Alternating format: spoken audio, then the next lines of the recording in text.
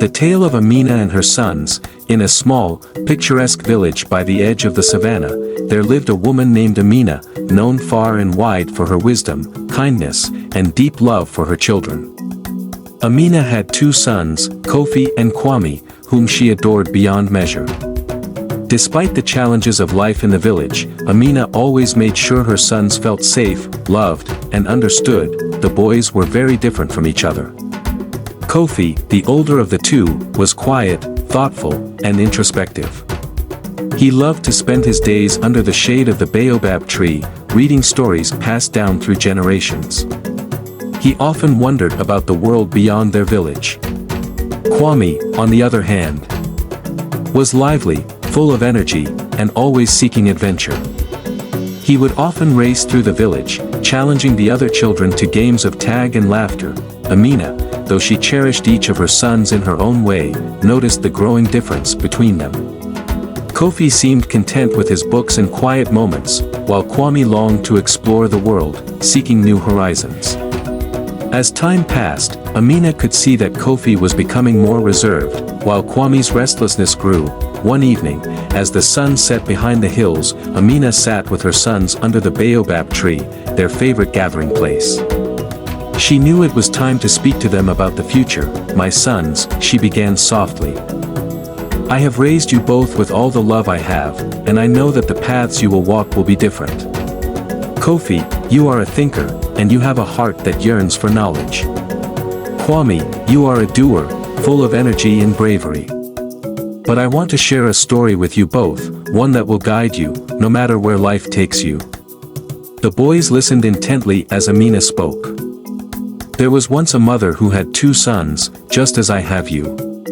The elder son was strong, and he could carry great burdens for miles, while the younger son was quick and could run like the wind. One day, the mother called them and asked, 'My sons, you both have gifts, but there will come a time when you must decide what to do with them.'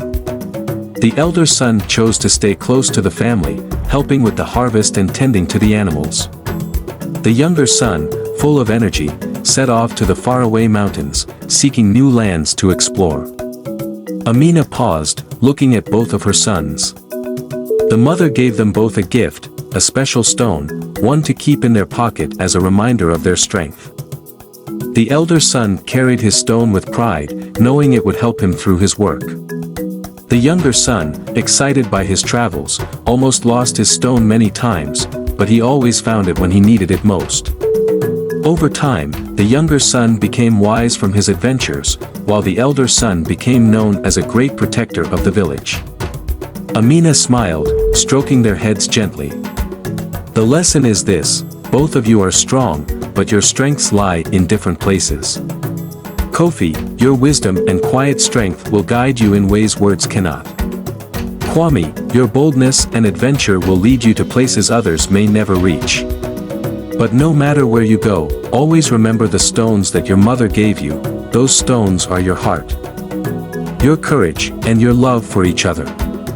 As the night deepened and the stars began to twinkle above, Kofi and Kwame sat quietly beside their mother, reflecting on her words. Years passed, and as they grew older, the brothers took different paths. Kofi stayed in the village, becoming a wise storyteller, beloved by all for his knowledge. He taught the younger generation the stories of their ancestors, the values of peace, and the importance of thinking before acting. Kwame, ever the adventurer, traveled to far-off lands, seeking new opportunities and bringing back stories of distant places, teaching others the value of courage and the thrill of discovery. Though they walked different paths, they never forgot the lessons their mother had taught them. Whenever they felt lost or uncertain, they would remember their mother's words, and their hearts would be filled with the strength they needed to continue. And Amina, who had always known her sons would follow their own dreams, would smile from the shade of the baobab tree, content in the knowledge that love and wisdom had guided them both. No matter where life had taken them, the village spoke of Amina for many years, telling her story as a reminder that a mother's love, though gentle, can shape the futures of her children in the most beautiful of ways.